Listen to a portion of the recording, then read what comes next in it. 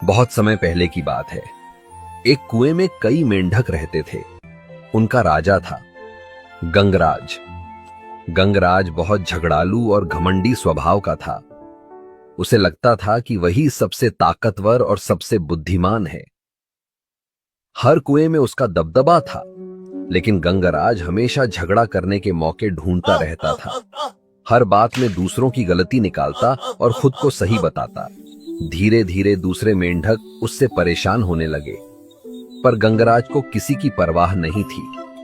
वो अपने कुएं का राजा था और सोचता था कि उसका कोई मुकाबला नहीं।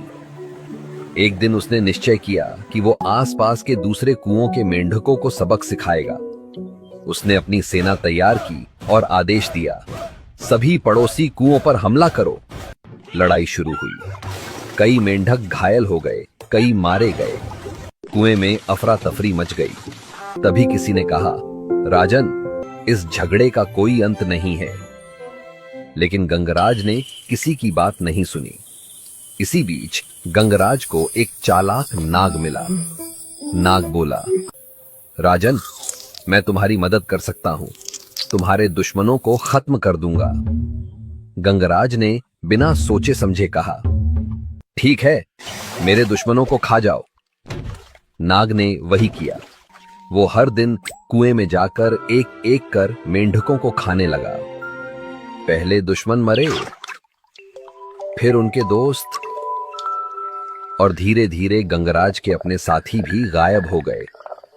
अब कुएं में सिर्फ गंगराज और नाग बचे थे। गंगराज डर गया और बोला, नागदेव, अब बस करो, सब खत्म हो गए। नाग हंस पड़ा और बोला, नहीं गंगराज, अभी एक मेंढक बाकी है। गंगराज ने कांपते हुए पूछा, कौन? नाग बोला, तुम। इतना कहते ही नाग ने गंगराज को भी निगल लिया, और इस तरह झगड़ालू गंगराज का अंत हो गया।